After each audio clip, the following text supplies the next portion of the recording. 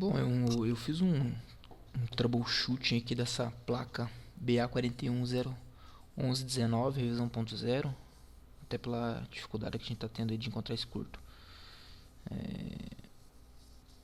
Então eu fiz aqui um passo a passo, né, para ver se a gente consegue chegar ao culpado. A figura etapa 1 ilustra o caminho que a tensão da fonte percorrerá enquanto VDC. Então, plugou a fonte no jack, vem em fonte, vai entrar aqui, passar por esse MOSFET de encapsulamento duplo, vai entrar aqui nesse Q500, vai passar desse MOSFET aqui e vai virar VDC, que também vai entrar nesse CI, vai chegar até o C comutador e vai entrar também aqui no Q4, além de alimentar outras malhas, né, do circuito. Então essa aqui é aonde é a entrada e derivação da tensão da fonte. Na figura seguinte está listado os componentes que devem ser retirados do circuito para isolar cada parte, uma de cada vez. Então aqui nessa parte 2, aqui nessa etapa 2, é retirar primeiro o Q500.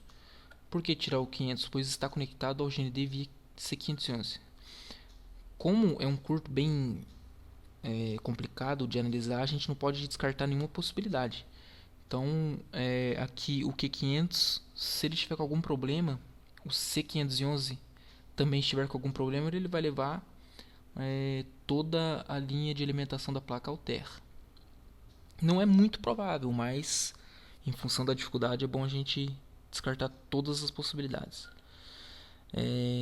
Segundo o R526, que eu acho que é aquele resistor verde, elimina curto na linha do VDC.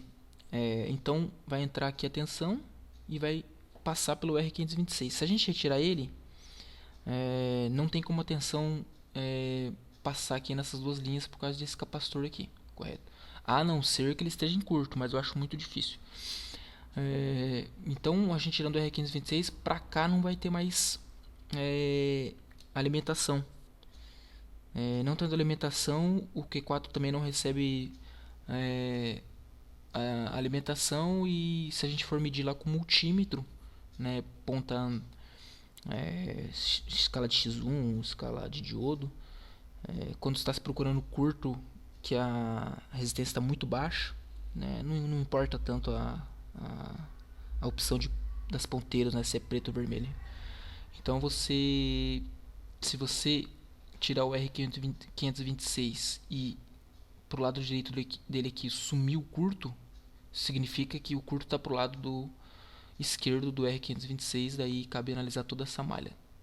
Agora, se o curto sumir do lado esquerdo e permanecer do lado direito, aí a gente tem que continuar analisando, porque tem todos esses capacitores aqui que podem ser culpados. Já descartamos a hipótese de ser o Q505, e como o Q4 está esquentando bastante e ele também leva ao terra, também temos que analisar esse ponto, por isso ele é o terceiro componente a ser retirado. Perceba que aqui mais embaixo eu vou estar explicando. Cada etapa que for retirado cada componente deve ser feita as medições como título na escala de X1 o diodo. Curto é X1 o diodo, né? Não tem outra escala.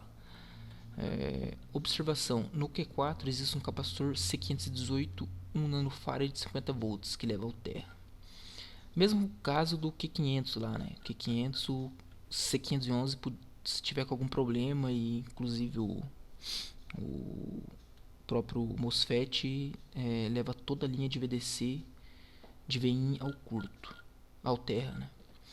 Então, voltando aqui, verificar esses capacitores se possível. Como essa placa não tem identificação, então torna um pouco complicado. Então, eu até circulei ele aqui. Às vezes ele pode estar em volta do Q4, ou às vezes pode estar embaixo na mesma direção, no lado oposto da placa, né? E então, no caso, pode-se levantar a bobina L1 e verificar se o curto está para o lado do conector da bateria, o J500, ou se ainda está para o lado do Q4. Então, explicando aqui, Levantando o L1, a gente vai identificar se o curto está indo para o lado esquerdo ou para o lado direito. Se o curto estiver para o lado direito, fica bem fácil, porque aí a gente isola o Q4 e até a linha de VDC do resto do circuito. A gente consegue resumir esse curto a apenas esses capacitores que estão aqui, ó. Então, se o curto permanecer para o lado direito, 80% do problema está resolvido. Agora, se ao levantar o L1 e o curto ainda permanecer para o lado esquerdo, para o lado do Q4, aí sim verificar o C518 e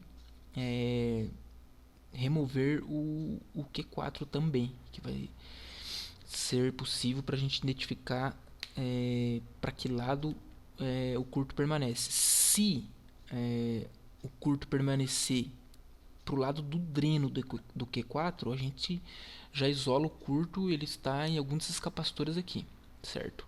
Agora, se o curto ficar para baixo, aí tem a possibilidade mais uma vez de ser o C518 e a gente vai partir para essa linha que vem aqui, que vai lá no CI, terá que ser aberto o esquema para a gente identificar qual CI que é, porque eu não coloquei aqui. Mas fazendo isso que eu disse, remover L1 e o curto ficar para o lado direito, a gente elimina 80% do problema, pois o curto estará aqui pro lado do conector da bateria. Ou se estiver para o lado esquerdo, tirando o Q4, verificar se o curto ficou aqui para o lado dos drenos dele. Aí a gente identifica aqui alguns desses capacitores. Agora, se ficar aqui para baixo, a gente tem que fazer uma outra análise. Na etapa seguinte, vamos isolar o VDC de P 1.05 volts. É uma linha que alimenta principalmente o MSH ponte norte. Primeiramente, levantar a bobina L3 para identificar se o curto está para o lado do P 1.05 volts. Se caso confirmar, precisa daí analisar esta linha. Caso contrário, poderá ser o Q7 levando todo mundo ao terra, isto é, P 1.05 volts e VDC. Então, explicando, se a gente remover o L3 e o curto fica para o lado do 1.05 volts, a gente vai ter que analisar essa linha numa outra ocasião, né? Porque por enquanto a gente está presumindo que o curto está em VDC. Se o curto ficar para o lado esquerdo, aí sim a gente tira o Q7. Sempre prestar atenção no primeiro e segundo aqui. Remover primeiro o L3 e depois o Q7. Aqui também o Q7 é um MOSFET que também está aterrado. Aqui o MOSFET de baixa. E se ele tiver com problema, como dois MOSFETs no encapsulamento só, pode estar levando todo mundo ao terra. Então, se você nota, se você primeiro medir aqui entre o Q7 e o L3 e encontrar curto, se for o Q7 o responsável, é lógico que a linha de 1.05 vai estar em curto também, porque o L3 vai estar conectado aqui à saída desse MOSFET e que por sua vez o curto vai estar aqui, vai estar levando todo mundo VDC 1.05 ao terra. Então, seguir essas etapas aí. E na última etapa, veja que VDC entra em EC1. Então, EC1 esse aqui é um eletrolítico. Muito comum o eletrolítico entrar em curto com o terra. Então, tem que ver esse capacitor aí para ver se ele não está com algum problema. Seria interessante encontrar ele na placa e retirar ele só para eliminar essa possibilidade. Ao levantarmos L2, isolamos LX de VCC Core. Então, se a gente levantar L2, a gente tira essa linha que sai aqui desses MOSFET de VCC Core. E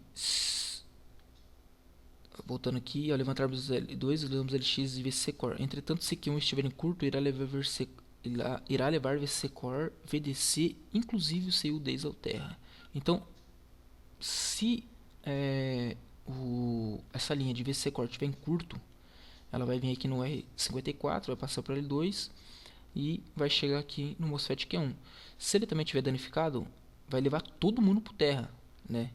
Vai ser um curto generalizado. VDC, VCC Core e inclusive o CIU2 pela linha de LX aqui no pino 25. Então tem que verificar bem essa parte aí. Se ao mover L2 e o curto estiver para o lado do VCC Core, ou seja, a gente tirando L2 aqui, e o curto for para o lado direito, faz ainda necessário remover o R54, passo 2. Por quê? Porque o R54 ele está pegando, ele leva a linha de VCC Core aqui, ó, para esse capacitor. Se ele tiver com problema, vai estar derrubando todo mundo de VCC Core. Então, se a gente tirar o R54 e sumir o curto daqui e sumir o curto pro lado esquerdo dele aqui, porque foi levantado L2, a gente conclui que o capacitor C45 está matando todo mundo, né? Faz sentido. Agora, removendo o R54 e o curto estiver pro lado do VCC Core, aí tem que analisar a linha de VCC Core também, né? Porque essa linha é muito extensa, cheia de capacitor e inclusive pode ser o processador.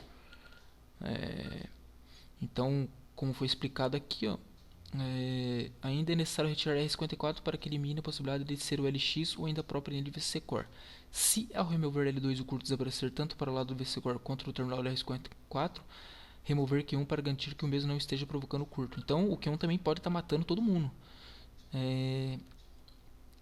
Mas como você tem removido primeiramente o L2 e depois o R54, você eliminou a possibilidade de o server core tá em curto e matando todo mundo. Aí você vai para o Q1.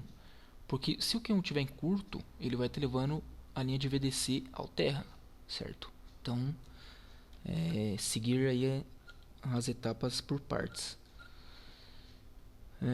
Bom, se remover o R54, o L2, R54 e o Q1 e o curto ainda tiver, seja qual lado for, a gente pode começar a suspeitar que existe pelo menos um capacitor levando o sinal ao terra.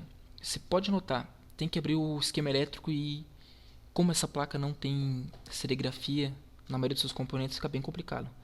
Mas a gente vai notar que, como eu disse aqui, primeiro, existe pelo menos um capacitor levando o sinal ao terra. Quais capacitores? Se a linha VDC continuar em curto, pode ser qualquer capacitor dessa linha. Todas as linhas que entram VDC e tem esses capacitores de filtro, pode ser qualquer um deles.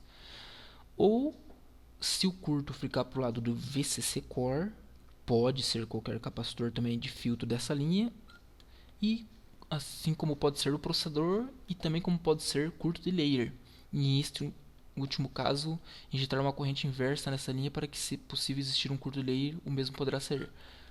Nota: esse procedimento deve ser realizado isolando todos os BGAs, desse modo removendo L2, L3, L6 não, porque se você não tiver conectado as memórias na placa, e você não vai ter perigo de queimar elas. Então tem que tirar as memórias para fazer esse procedimento. Como que funciona esse procedimento? Você vai injetar uma tensão inversa, uma corrente inversa. O que você vai fazer? Você vai colocar ponta vermelha no terra geral da placa e a ponta preta da fonte assimétrica, né, no aqui bem tirando o R54 do circuito, você vai colocar esse procedimento, você vai colocar aqui a ponta preta setado para o máximo 1 ampere. Você vai colocar 1 volt 1 ampere, porque é o máximo de tensão que o processador suporta.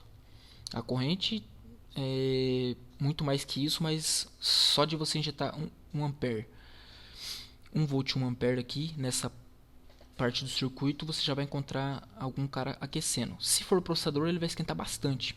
E a gente sabe que 1 ampere no processador, em condições normais, é uma corrente muito baixa. Mas se ele esquentar com 1 ampere, isso significa que ele está em curto. Ou provavelmente algum capacitor vai ser identificado porque ele estará aquecendo.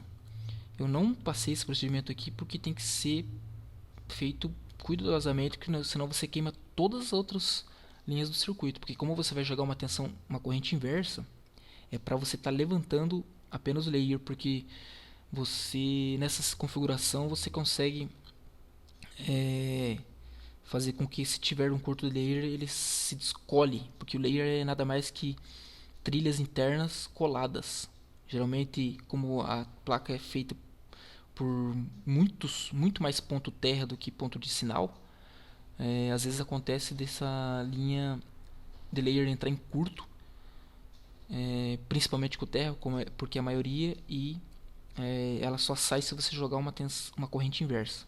Se você jogar uma corrente no sentido convencional, ela não levanta, ela só vai se aquecer. Na verdade, você vai até escutar um estralo, mas só faça isso se você tiver certeza. Se tiver isolado bem o circuito, tirado o L2, R54, aí sim você pode colocar aqui bem nesse ponto 1 volt, 1 ampere, certo? Bom, esperamos que dessa forma tenha sido útil, e à medida que for dados os passos, pausa o vídeo aí para fazer tudo com calma e sem pressa, porque esse curto aí é um curto generalizado, certo? Valeu.